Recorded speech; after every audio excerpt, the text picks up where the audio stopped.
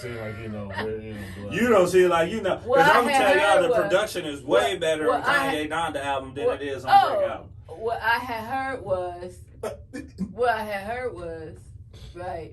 I'm gonna hit the button on your ass. Your guy been having folk roll up on folk and stuff. And that's why Chris had to take down Kanye as a whole hoe. Because Kanye got real power. Ask Chris Brown power. Kanye hit a button, motherfucker. I'm not messing with y'all. I apologize, Kanye.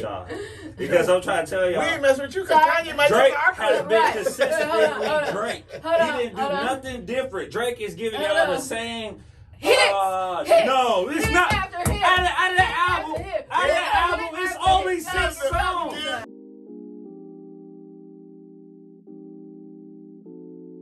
Hey y'all, welcome to another episode of Put You On Notice. And you on, that's right, you on with the V's very own, Queen V at that. You know what I'm saying? We got V100.7 Bailey Coleman in the building. What's up? Okay, yeah. I got some cheers, I got some.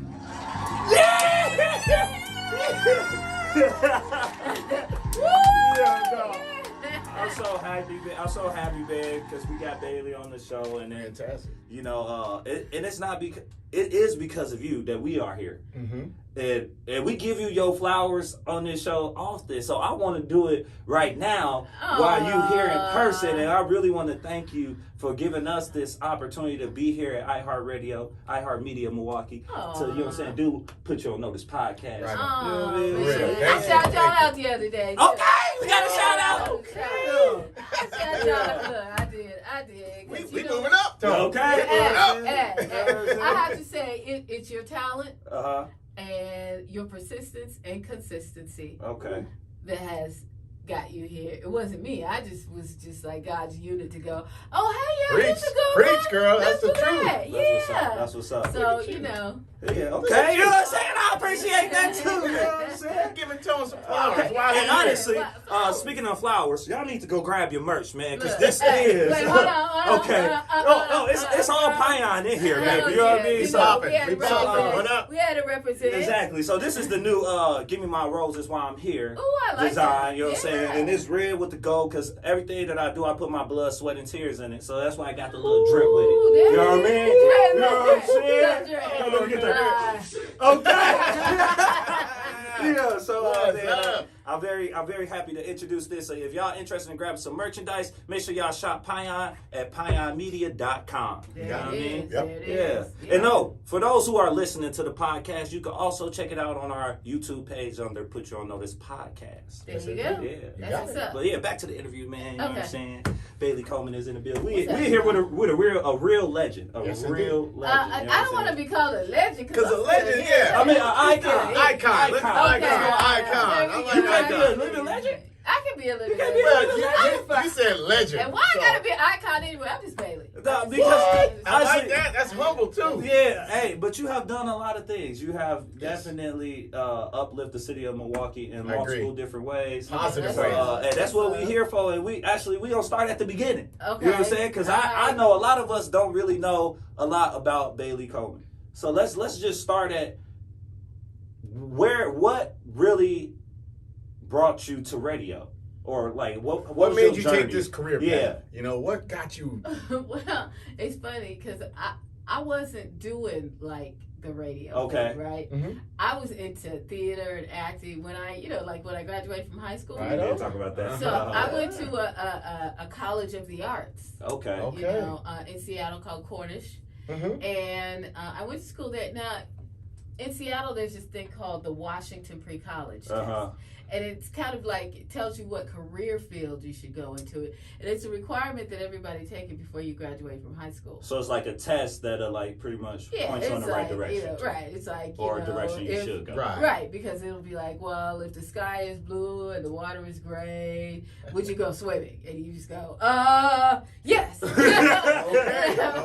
That kind of deal. It asks you crazy questions like that. And somehow, through all of those things, it tells you what career path you should take. Okay. And mine was actually journalism. Okay. Okay. So, but I ended up in radio because I mean, it just happened that way. I was, when I was in high school, I remember the broadcast school that I would later go to, kind of like a gateway, or MATC or something like that. Right. They came in and they were like, you should get into radio, blah, blah, blah. And at the time, I was like, radio? Not really realizing what a role radio had actually played in my life already, right? Right. Because, for all of us, it's just a thing at the crib that you turn on. It's our soundtrack, it is our soundtrack. It really is. Mm-hmm. And so, but at that time, when I was graduating, I was like, no, I really wanted to go to this college that I had been accepted to. Right. Because up until that point, I had been in choirs, I had traveled doing, choir stuff. I had done some television stuff, just little stuff, being involved in different organizations and groups. So I kind of got a taste of it. So I was like, no, I want to go into acting. That's what I want to do. Mm-hmm. And I had been in some theater programs and stuff. Because we seen you was in the wood, right? No, that wasn't me. But anyway, that was my cousin. But so I ended up, doing that for like 2 years and realizing this lady came into our class and she was like, well, you're going to be a waitress for so long, then, you're going to apply to be in a play and you'll probably build sets and do all these other things. And I was like, yeah, that ain't me. She squeezed the love right out. Yeah. I was like, and I'm really not feeling waiting. Theater, you gotta, you may not get a part, but you get to build a set. Right. Give you a job, And I was just like, You just wanted to act. Yeah. And I wanted to, more importantly, I wanted to be on every day and not have to depend on other people. I feel that. For my success, which I thought when I got into radio, that would be the deal. But really, we all depend on each other. It takes a team to work. Yes. And I learned that quickly, and I was willing to be a part of that. But the solo part that I liked was being on the air. Right? That was my deal. I could be creative. Yeah, I could be as creative, and I could create a person that I wanted to be, and I could be on every single day and not have to study lines and do this and do that. I had to do all that. So, and you just brought up a valid point, though. You could create the personality or the person you want to be, right? Yeah. I don't think a lot of people know. And can I share? No. Oh, okay. Well, hey, just know. Cut. I ain't gonna cut it, but I'm just saying Well, you could say up to this point, people rename themselves when they get in radio. Yeah. Okay. And then so that's what I did. I renamed myself. Exactly. Yeah. And why Bailey Coleman? It's an ode to my mother and my grandmother who both passed away like when I was getting into radio. And a friend of mine, my mom gave me a whole bunch of family names. And I used to sell clothes. Everybody used to sell clothes. Okay. I worked at a clothing store. Okay. And my manager at the clothing store actually went to college with Connie Chung. I don't know if y'all know. She's Maury Povich's wife, right? Yeah, Maury Povich's wife. She used to be the host of the NBC Nightly News. She was baller. Exactly. Yeah. Educate him, please. Yeah. Okay, I know. Young buck. Okay, really. And so, she went to school with her. Okay. And so she was like, let me help you with your air name. And she came up with it. One day Real talk. I was putting clothes on the rack. She said, I got it. And I said, what? She said, you're a Bailey Coleman. And I was like, for real? I think that works. Yeah. And so Bailey was my mother's maiden name, and Coleman was my grandmother's maiden name. That's love. That's definitely love. I like that. That's really good story. I like stuff like that. That means something. I protect the government name, y'all. Right. Or, that's all I'm saying. Not a lot of people know. And that's none of y'all's business. I do that to protect the innocent. Okay. Because when I originally started too, when I originally started in radio, I was in my hometown. Right. And so, you get to people paying attention to you, and the good thing is, I'm not in the city with my family anymore. Right. That's sometimes can work out in your favor because you can't control, what your people do. Right. That is true. So every action there's a reaction. Exactly. And then honestly, so here's another thing. I have a quick question. Oh, go ahead, Mike. Go ahead. What was your favorite part about selling clothes? Talking to people. It really was, because I would be like, we had this thing called, okay, y'all don't use it. We had this thing called units per transaction, UPTs, right? Oh yeah. And you know, I like to win. You know, and so you would have to talk people into getting. Oh yeah, accessories and stuff, right? So I was always on the UPT train. We didn't get paid by, we had an hourly wage, so we didn't get paid by, by how much we sold or anything. Right. But it was units per transaction. You want to get your units per transaction, your UPT. I was like, I did. Right. I got this, because I was just like that competitive with my coworkers. Okay. They used to hate it because I didn't work as many hours as they did, but I was selling. Time for that silly question. No, that's real. Part 2, I like waxing the racks. Did you realize that they wax the racks? No. Yes. I used to work at the Gap. I remember. What you mean waxing them? So they take wax paper and the racks. They would have the long racks in there, like if you go to Nordstrom's rack, they have those racks, right? Well, they take wax paper. They usually don't do it when customers are in, okay. Right? But they take wax paper and they rub the racks with them, so that when you slide your hanger across, it just slides. And it's a smooth slide. Hey, I used to work at Hollister. We ain't never did that. Oh! Hollister Gap. Hey, Bells, Yeah. I don't think people actually honestly realize, for me meeting you to hearing you on the radio, I didn't realize, your voice was who you were at first, I love the fact that your voice is different on the radio than it is in person. Oh, you feel like it's different? I do, yeah. Because I'll be in the grocery store and somebody will turn around and be like, it depends on what you say. Oh, yeah, it depends on what you say.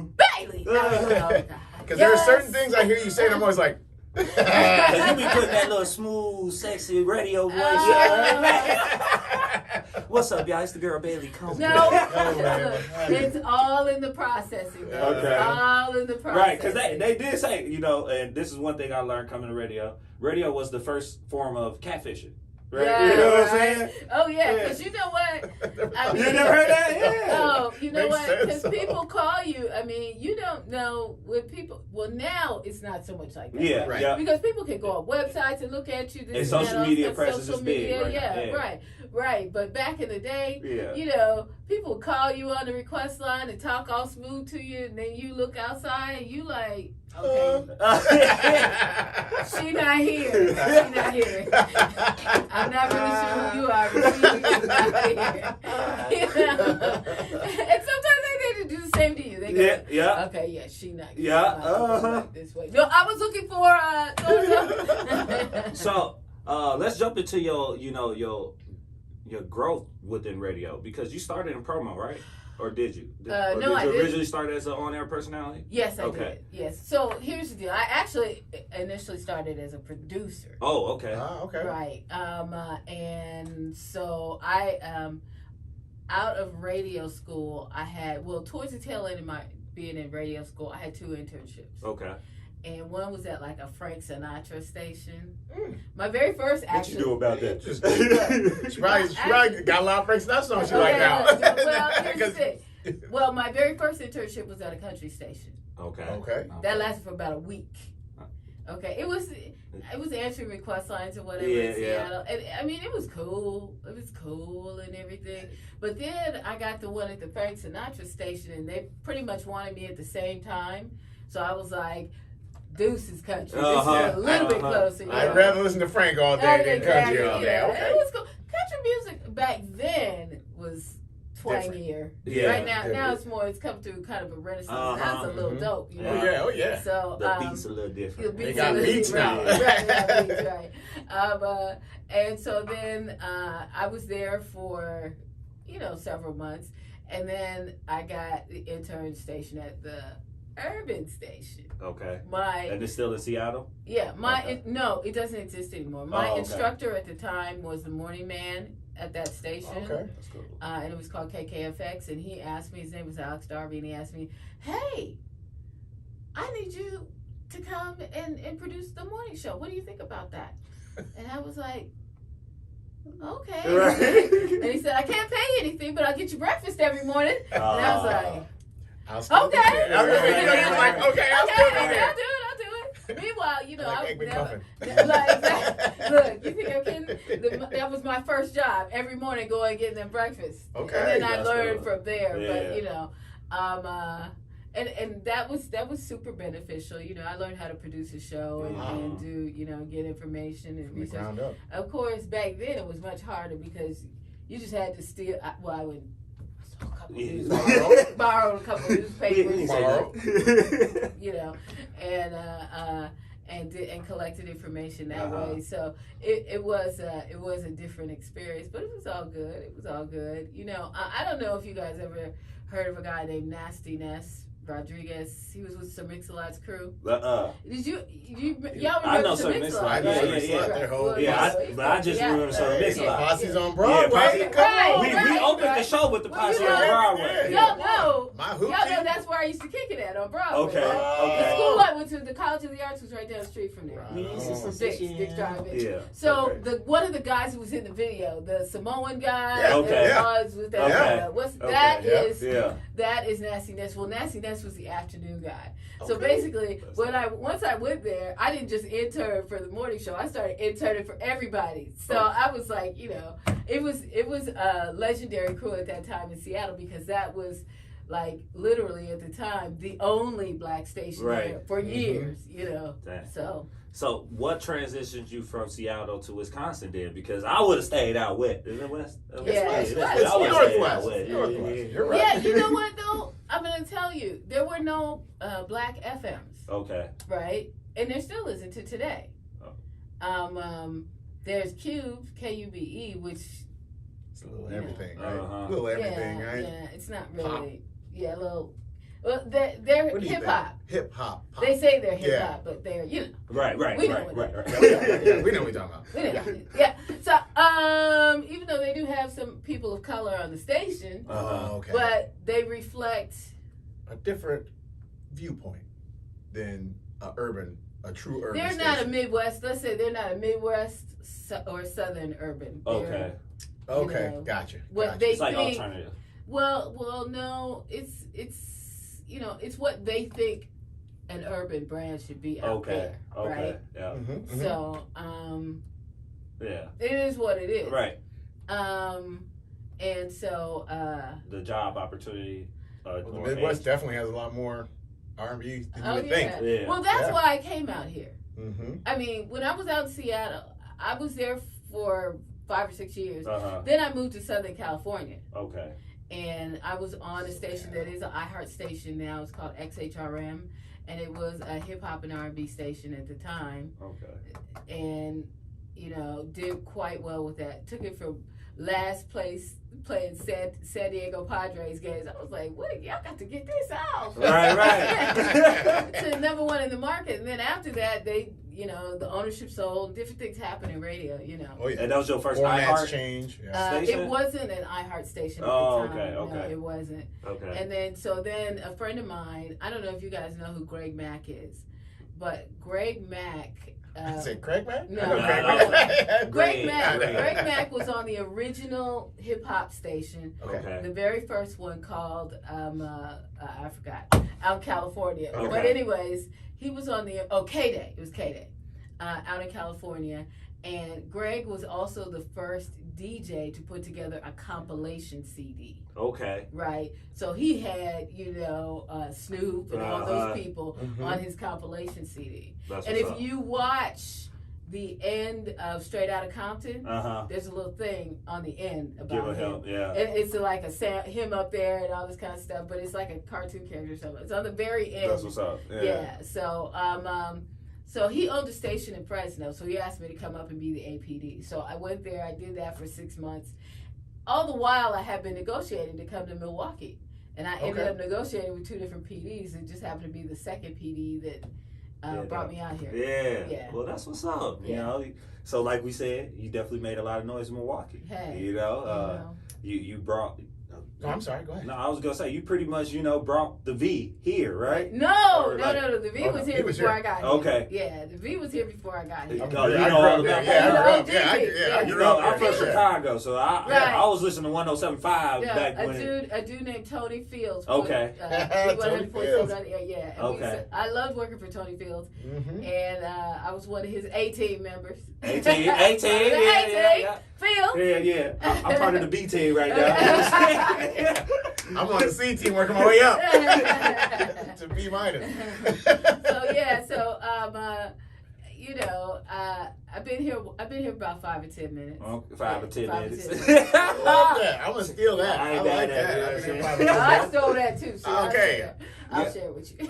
Yeah. So working for the V, what has been, I guess, one thing that stood out the most, your transition here and coming to Milwaukee, what really made you want to be a part of the V100.7 family? Other than Tony? Was it Tony that really? There was a moment after I got here, and for the time I got to Milwaukee, I was trying to leave. I ain't gonna lie. It was different. It's cold. I had never experienced cold. But more sunshine. Yeah, lots of sunshine, and then you go, cold. I want to go outside, and and bask it, right? You go, it's 30 below. But sunny. In Seattle, it's raining a lot. It's an overcast. It's overcast. It's overcast. Yeah. And when I used to live there, they say if you carry an umbrella, you consider a tourist. Yeah. Because nobody really carry umbrellas. Nobody really carries umbrellas. If it's tough, you might have a hood or something. Yeah, right. But pretty much you just go for what you know. Mm-hmm. Yeah. So Wisconsin, the cold kind of discouraged you at first, and you was gonna leave. Man, from the time I got here, I experienced that first cold night. I was like, let me put these resumes together. Right. Hold on. Let's see how Did this PD hit me up first? Exactly. Right. Exactly.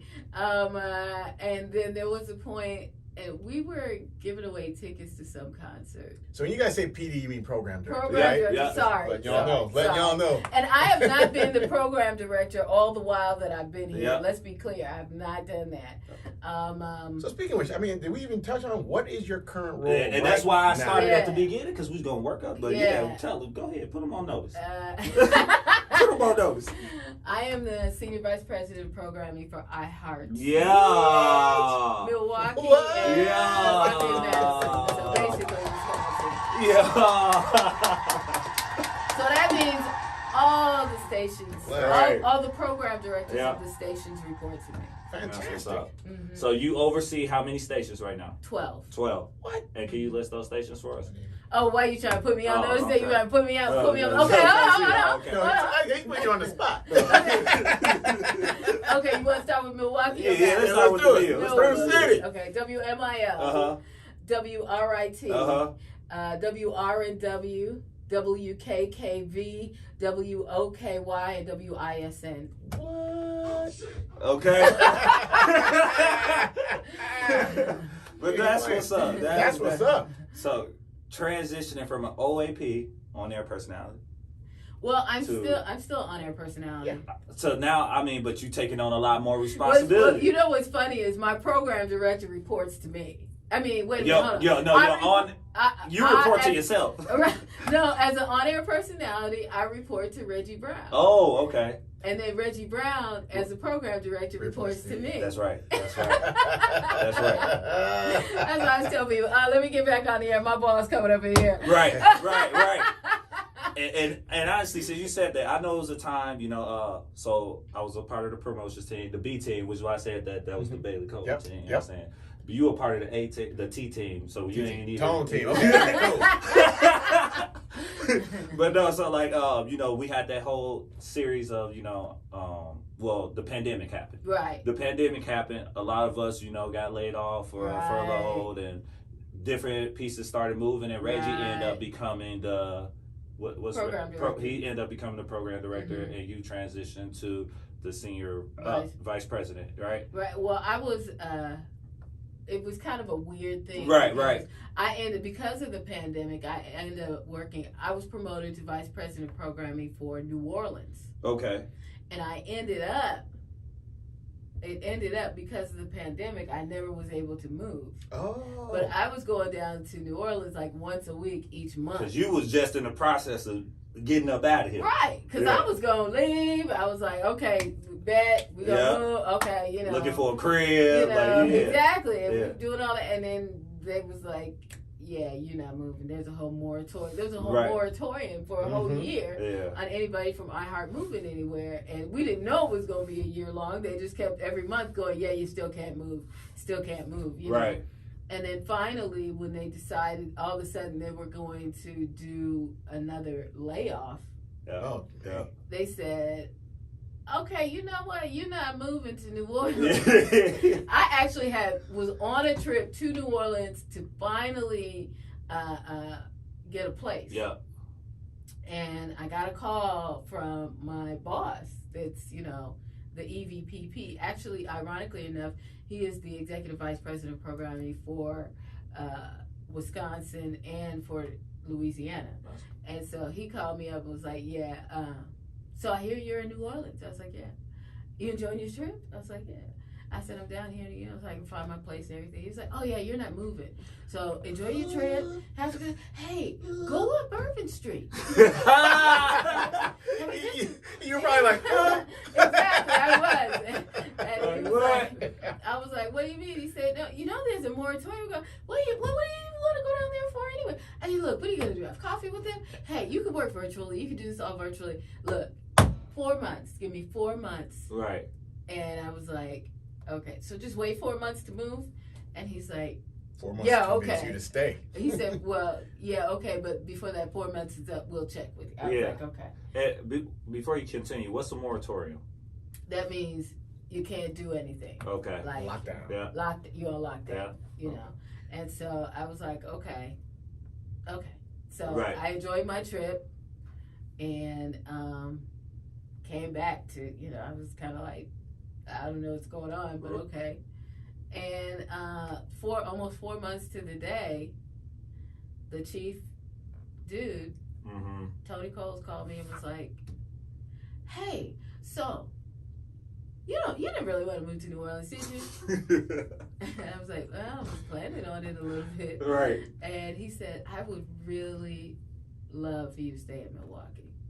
It's nice to be wanted. It is nice to be wanted. Yes, it is. And then the check was nice too. Okay. Put those together. Okay. 2 and 2 make 10 sometimes, right? Wait, 2 and 2, you're like, I feel like I'm at home. Exactly. Right. That's what's up. That's definitely. So that's kind of what happened with that. It was all good. It was all good. Yeah. You could be in New Orleans right now. You might not be. You know what? And I'm trying to get some air conditioning. I'm a firm. Yeah, sit in prayer, definitely. I'm a firm believer in everything happens for a reason, and God does what He want to do. And I'm like, when that came up, I was like, I don't have to call the movies no more. I can Kendall, unpack that box. Right. So she's a loving mother as well. Exactly. And he was gonna have to go through that move too. Exactly. Oh, he was happy because he was looking. We were both looking forward to a new adventure. Yeah. But at the same time, I was saying goodbye to all my friends and stuff. And was, oh, don't worry about it. You can just come down. Now I was like, girl, I'm about to slide through. Hold on, let's go. So that's always. And you got to witness your Milwaukee Bucks. Now I'm not y'all Milwaukee Bucks. Okay. It's gone. We represent. Make history. Represent. Yes. They made history. Yes. So Yes. I know that it's Bucks and 6. Bucks and 6. Bucks and 6. Bucks and 6. Bucks and 6. All right. And I know that whole experience being here. How was that for you? Oh, that was great. And have you always been a Bucks fan, or? Yeah, kind of. Okay, I ain't gonna lie. Supersonics, baby. Sonics, but they ain't really there no more. Right. But they keep saying it. They have all the confidence in the world in Seattle. They don't get a team back. I was like, just as long as it ain't the Milwaukee team, you good. It would have been a few years ago. Yeah, it would have been. Yeah. Such a big city doesn't have a team. It still blows my mind. They left in the middle of the night. I don't know. Oh, yeah, didn't they? Oh, yeah. Something like that, right? What? I have a question. Like, what's been the biggest change in the game since you started? Like, I mean, it's a different world now. From Right. when you started on air to now with social media and streaming and like, what's been the biggest change that you think that you've seen in your career? That's changed radio, changed all of it.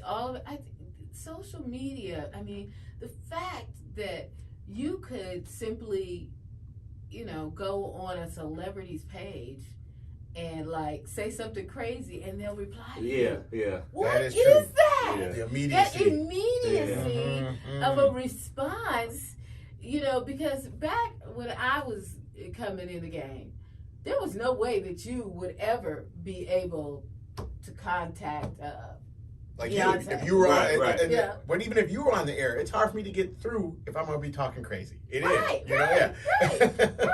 But you can hit my Instagram page, and if I don't like what you got to say, then you gonna you gotta know. It's but let me ask you, who DMs have you slid in though? No, I ain't. We were both in a Kanye one. A few Right.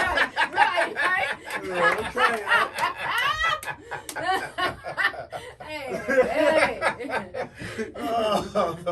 I'm playing with you, Tom. Whatever. But social media is the biggest thing you think that's changed everything, hasn't it? It really has changed the game. It changed everything. Okay. It changed the way people even promote their records. Yeah. Some artists got their deals because of social media. You know what I mean? So I had this conversation, I think with you or somebody else.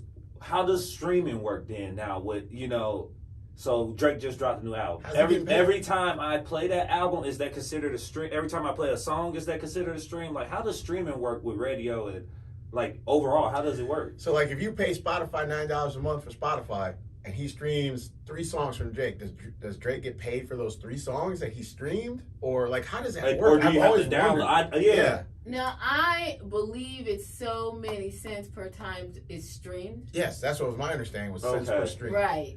And as far as, like, how it works with radio, other than the fact that you can go on our free iHeartMedia app and stream, you can stream music there, right? Yeah. You can type in Drake and it'll play everything available that's Drake, plus it'll add in stuff that matches, that kind of, your kind of style of music. Algorithm picks it up. Those things, that's all streaming, and then you can also stream our radio stations. Okay. Right? Okay.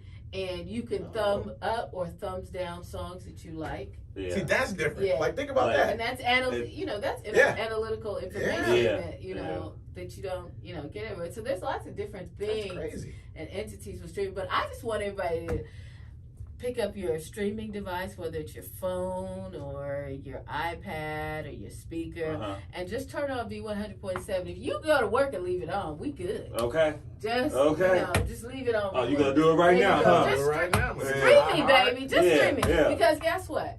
That helps us in ratings as well. Okay. Stream. There you go. And just type in V100.7 and stream, but you can leave it on.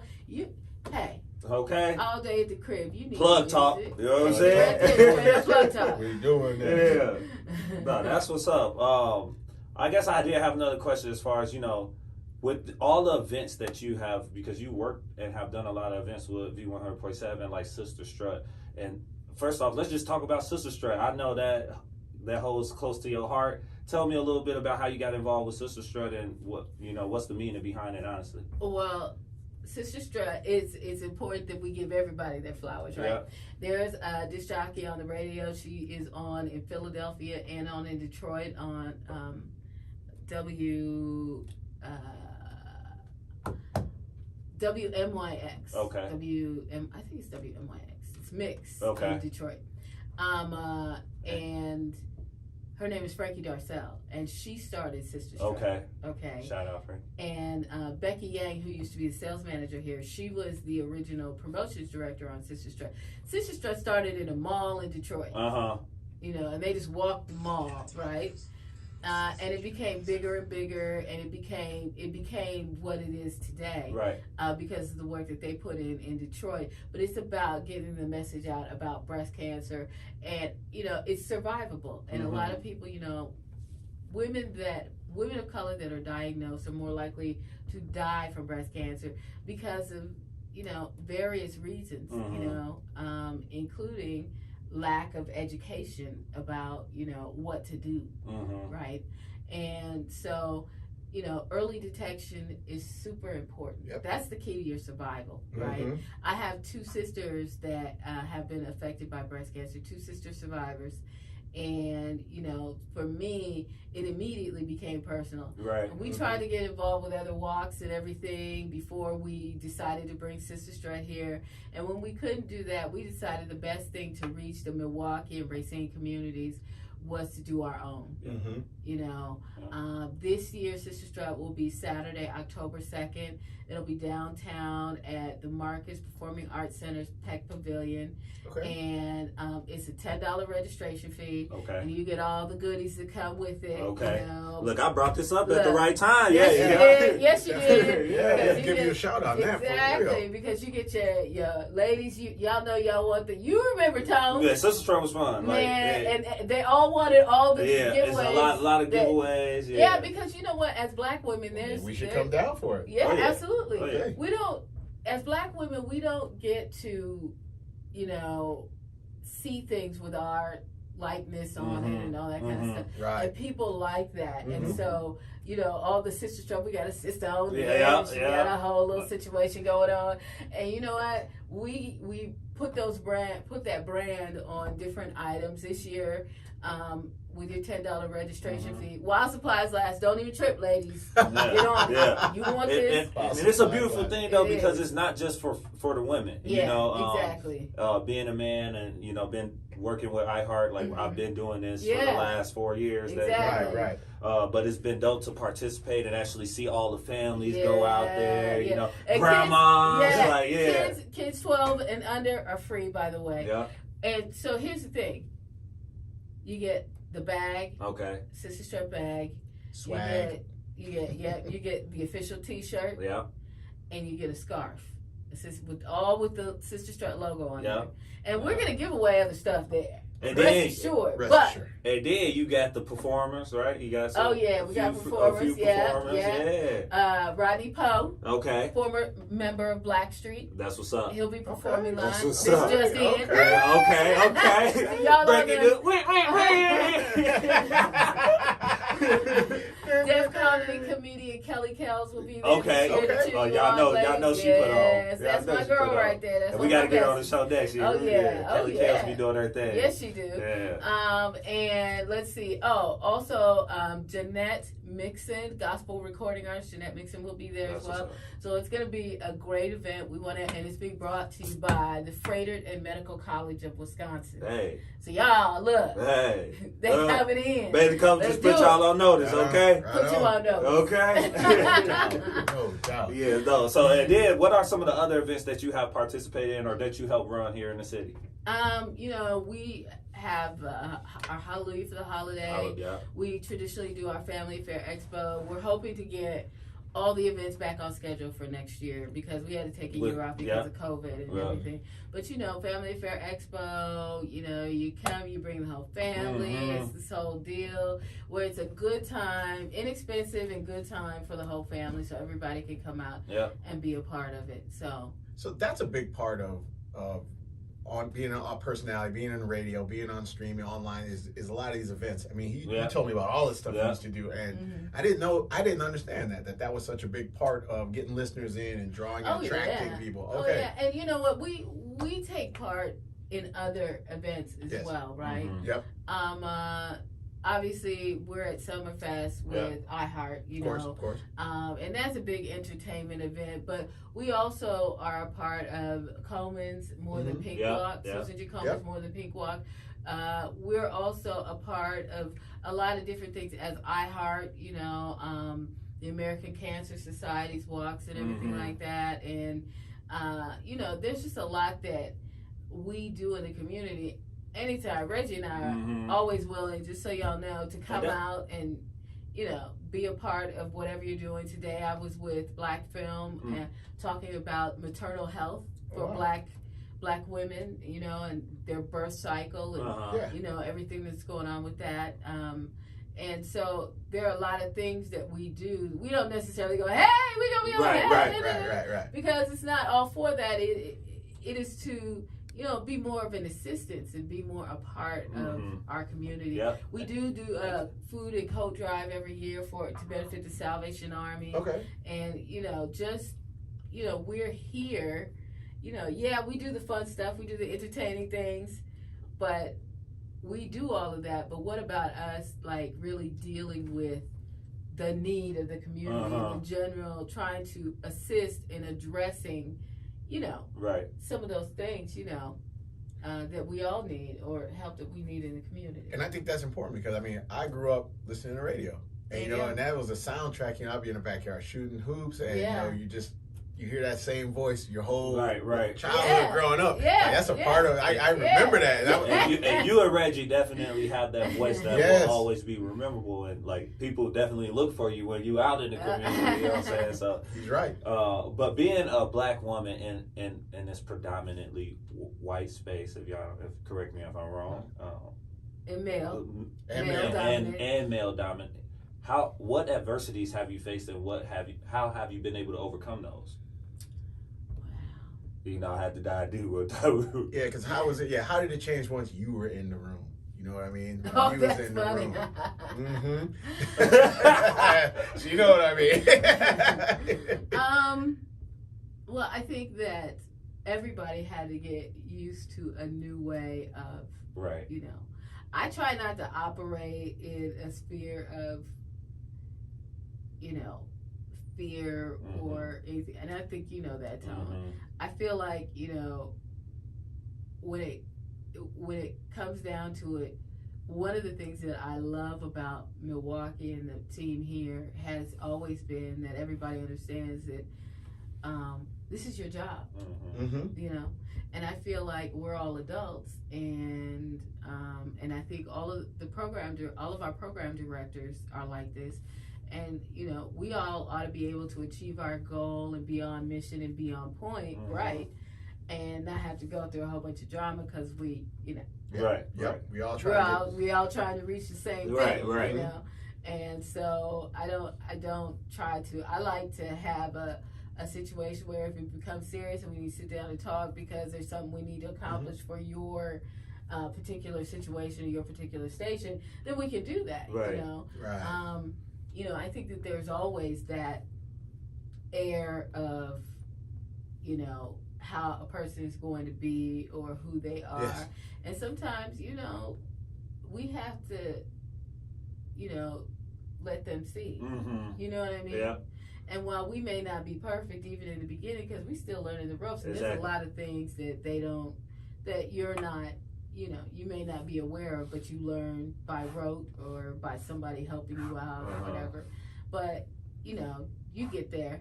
And, I just found that you always have to turn those stumbling blocks into stepping stones and forge ahead. Right. And that's the... And do the best that you can. Yeah, that's the main part right there. You got to turn those stumbling blocks into a stepping. Yeah. Probably one of the most positive answers to that question I've ever heard. I like that. That's good. Because it's like, if there's a block, people just stop. have to. Go ahead. I feel like even when it comes to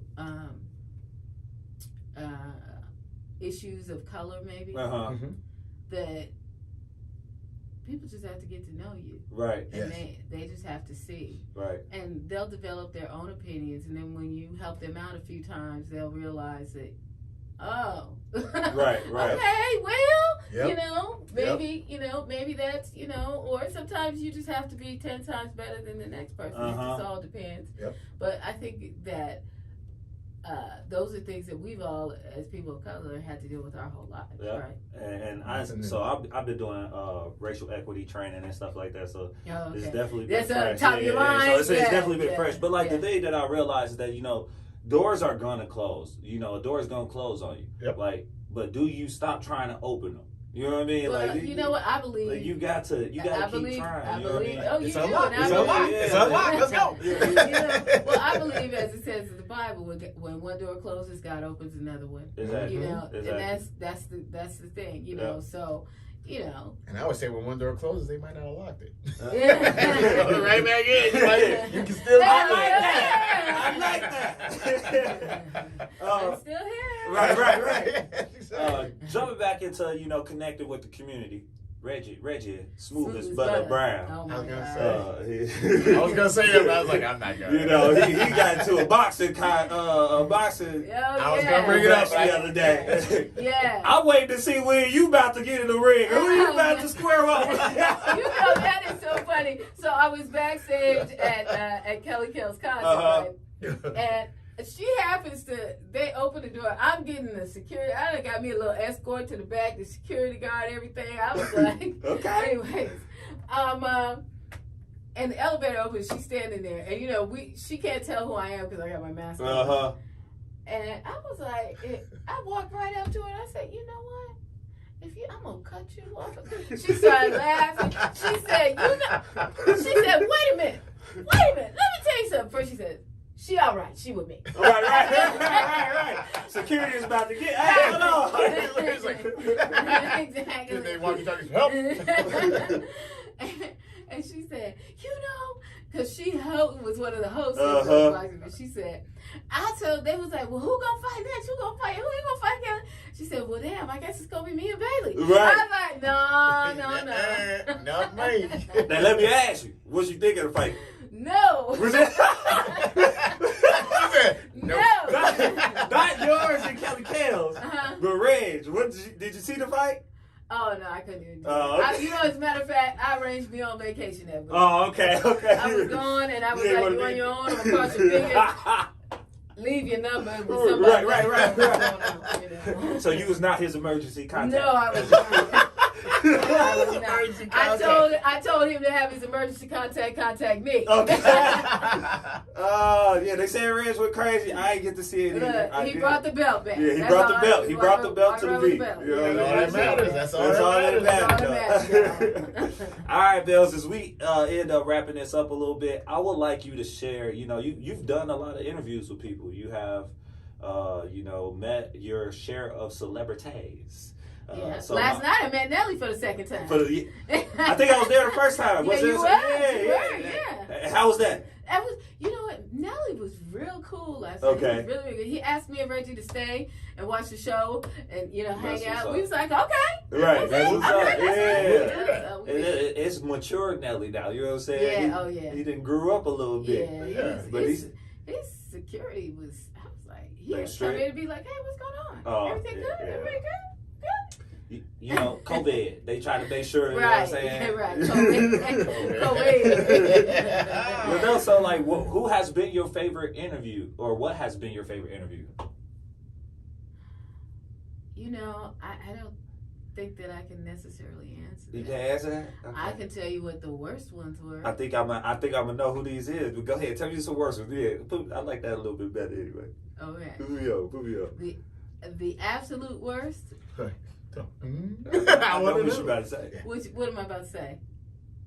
You about to say they can't? No. Dang. That was second worst. You were here then, weren't you? I right after. Yeah. Mm-hmm. Okay. Yeah. No. No, you were here the last time I interviewed Nick. Oh, okay. You're right. Okay. No, but the first one was Martin Lawrence. I've heard that from multiple people. No, you know what? And because of him, I want to tell you, because of him, I won't ever interview comedians anymore. No, I won't do it. Wait, what happened?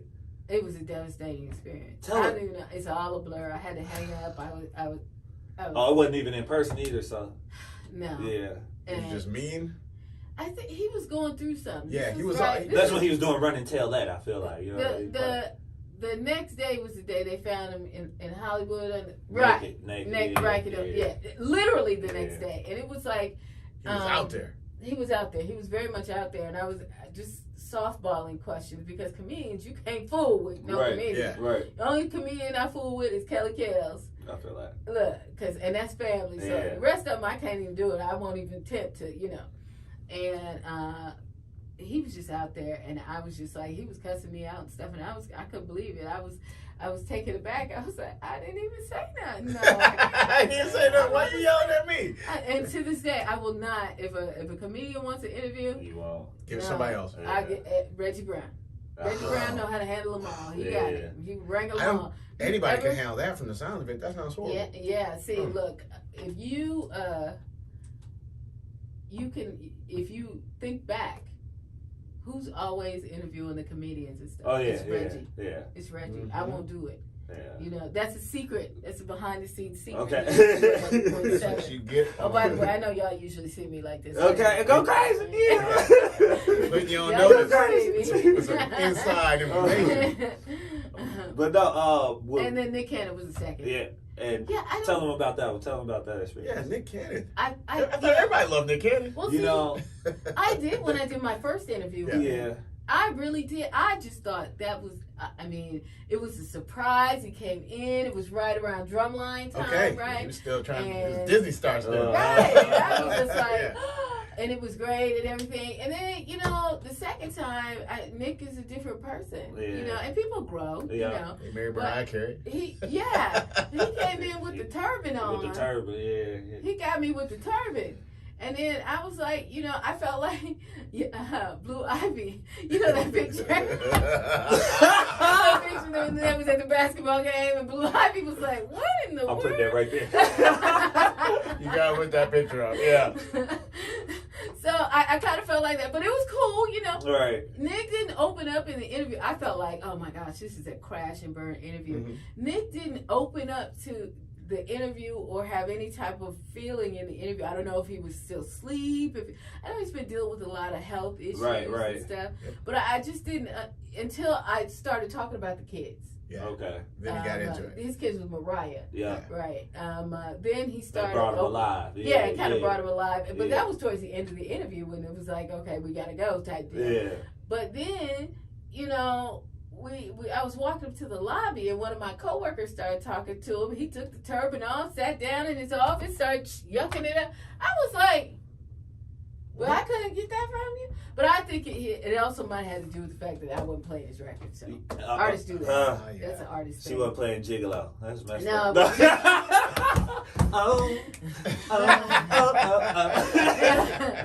No, it wasn't. I told you, Nick had the best bar in there. I'm not trying to be that man Pitbull. That is a great, that's a great verse. Nick, hey, I'll rock with you, Nick. Yeah, that's a great verse, bro. It wasn't that song. Oh, okay. It was whatever song he had out recently, and I just want to say that obviously y'all don't know the name of it either. Yeah. You're right. So because it was more of a political song, I think. Right? Is that what it was? I think. Who knows? Everybody. Nick Cannon, he's hilarious. He is. And you know what? I didn't realize at the time that he was a comedian either, that he started off as a comedian. I did not know that either. That's breaking news. See? Breaking news. See? Wah! I need that button over here. But you know what, though? I said that to him, too, and I think that upset him even more because I didn't know. I mean, I knew he did Wild and Out and all that kind of stuff, but I thought that was like... Just acting. Improv. Yeah, I mean, I guess that's still... Right? Right. So, you know... I said, I knew he was acting. I knew he married Mariah. What more do you want from me? Right. Exactly. Hey, you can't be doing things like that. I'll tell you something. Nick Cannon is one individual that I look up to in the sense of like all the things that he's doing, the entrepreneurship. Exactly. And you know what? I'm not in any way. Right. You're not dogging him. No. I have to just put that on wax. He is a multi-talented person. Yeah, a worker. You know, but it's just my fault. Because I didn't know about the other stuff. I knew about the stuff that was prevalent at the time in his life. But he should have humbled himself in that sense and just put you on notice. You know what I'm saying? Well, just let you know a little bit about. Well, he did. He did. Okay. That's like the turban. I think the turban is because he's sick. The mental, some health problem that he have, right? Yeah, I don't know. I'm not really sure. But I like Kevin Hart. Yeah. You know what though? Kevin Hart. Oh my God. She said, but I like Kevin Hart. I like Kevin Hart. I'm just saying in reference to the little battle they had. I know. Hey, Kev. Hey, Nick did get her with the little. He did. What he said, a llama or something? Yeah, the llama. Yeah. That was pretty funny. But no, that's what's up, Bailey, and I want to thank you again. Like this been dope. But I know it's so much more we could talk to you about. But your agent trying to tell me. Oh, you looked out there, ain't no agent. Yeah. I was like, what? I was like, Kendall here? That's my son. Right. No, but this been dope, and once again, thank you for allowing us to be here. Yes. At iHeartMedia. The studio, and, all this stuff without you doesn't happen. So we and honestly, we gonna get you back on the show. Okay. I like being on the show. Look, yes. I'm gonna have to have you guys on my podcast too. And anytime. Put us on notice about your podcast, Positivity People, that's for the air. That was for Positively People is a public service podcast for V100.7. There we go. But also, I have my own podcast. It's called Here's One More Thing. Okay. And it's produced by Shannon All Around. That's what's up. Shannon All Around. And let me plug her podcast as well. It's called All Around Health. Both podcasts you can check out on your free iHeartRadio app. Okay. What? Yes. Okay. I like it. We're about to kick in with the new season of Here's One More Thing. We're working on it diligently, so I can't wait. It's going to be fun. That's what's up. Because it's going to be raw and real. Okay. Oh, my gosh. Oh. And you know what? My B100 iHeartRadio app is there playing live right she now. She said raw and real, y'all. It's going to be raw and real. Go crazy. It's going to be raw and real. Okay. You definitely going to see sides of me on your side. Okay. I don't want y'all to be mad. You're going to be like, oh, man. So we're going to dive into like the relationships and stuff like that? Oh, absolutely. Okay. Because she got some stories, y'all. I had the bodyguards for people at a few events. I'm out here like, hey, Bells, you good? Wait a minute. Why you scared? Why you scaring people up? Pete, hold on.